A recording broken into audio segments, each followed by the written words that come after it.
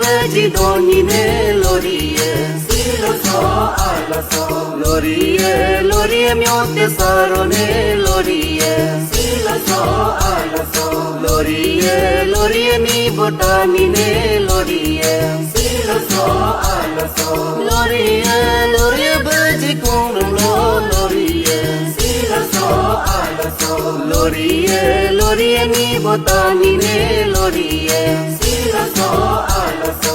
Loriye tung lo loriye, silo so ala so.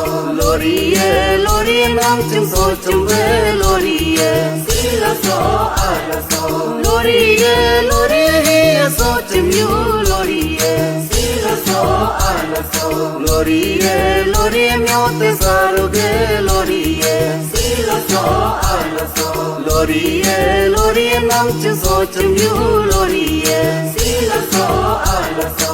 Loriye kadam jo chum lo loriye, silo so ala so. Loriye aram sang pikju loriye, silo so ala so. Loriye pai biora lo loriye, silo so ala so. Loriye are yapikju loriye, silo so ala so.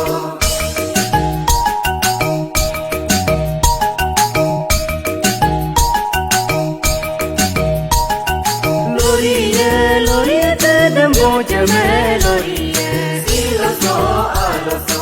Loriye tanka janyu ne loriye, silo so ala so. Loriye fik lo loriye, silo so ala so. Loriye aram sampiju loriye, silo so ala so. Loriye lamte como bo loriye, silo so ala so.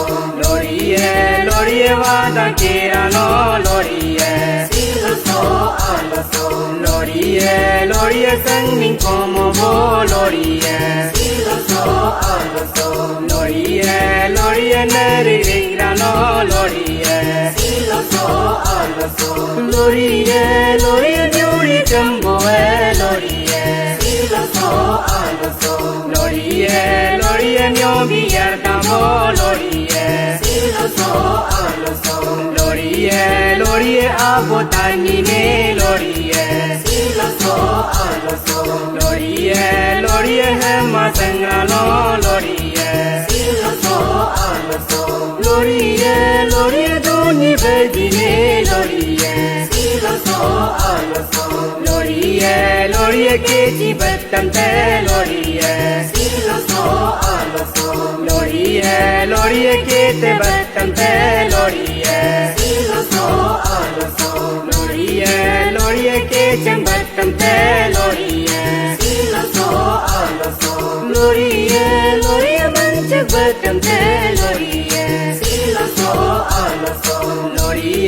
Loriye dote tatam te loriye, silo so ala so.